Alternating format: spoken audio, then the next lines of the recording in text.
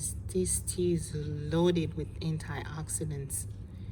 It's the lemongrass tea, but I put ginger and some anise, anitoile, what we call anitoile. And this is a masterpiece. When I make my tea, I like to grind or blend the ginger. Makes it spicy and delicious, and you get all the rich benefits of the tea. Yep, and I'm going to enjoy this beautiful tea. So delicious.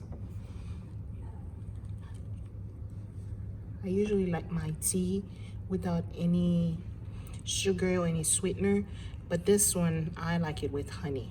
It's so good, and it just makes you enjoy it even more. Like lemongrass has this deliciousness. Like it's very aromatic, and the taste too is just like you just want to drink more and more. I even use it when I'm making porridge, la bouillie. It's just so good, and the house smells divine.